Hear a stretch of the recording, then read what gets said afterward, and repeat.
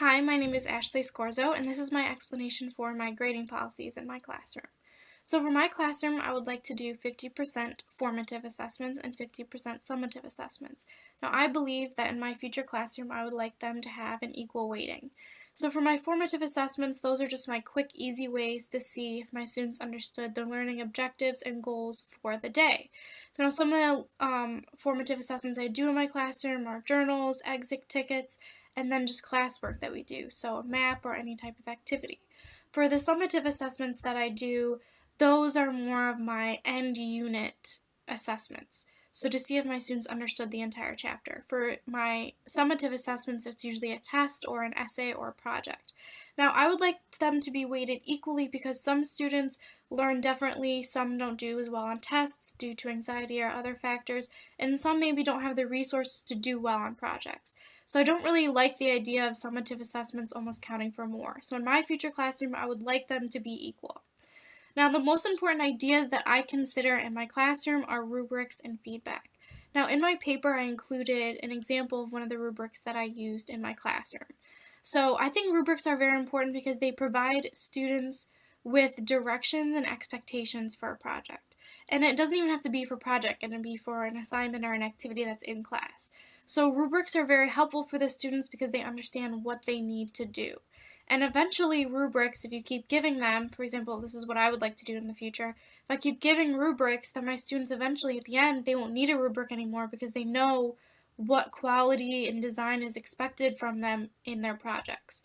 Now, in the project, the artifact that I included in my paper, it was an example of a rubric that I gave my students, and it had the directions on the rubric again to give the students the directions again, and it also had a bulleted list of what they needed to include in their project, and also included the point value.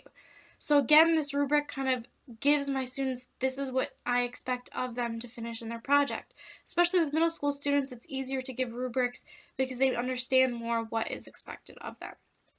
Now, another thing I really pay attention to and I think is important in my class is feedback. So feedback is really important for students because it reiterates their learning. Any type of constructive criticism is important for the students because they need to know how to improve. I'm there to help my kids learn, so teaching them how to improve is important. Positive feedback is also important for students who might struggle with school. Maybe they don't like school, and positive feedback is really good for those students because they feel like they're learning and they're doing really well in school, which they are. With the rubric that I included as my artifact, I also have some of the feedback that I gave a student.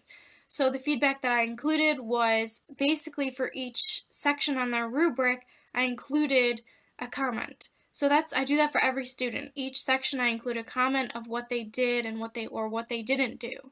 So that's really helpful because if a kid sees their grade, they understand what they got, what they didn't understand.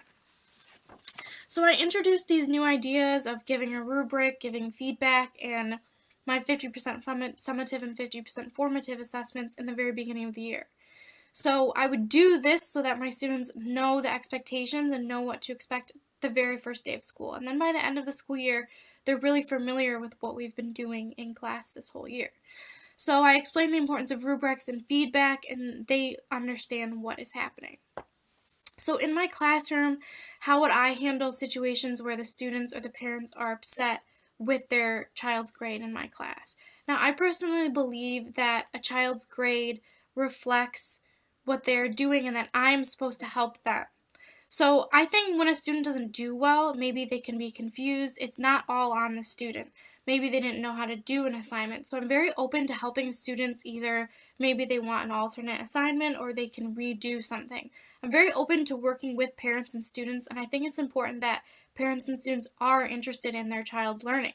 I find it really helpful when students are talking with me and when parents are talking with me about their child's grade because it means they're invested with their student.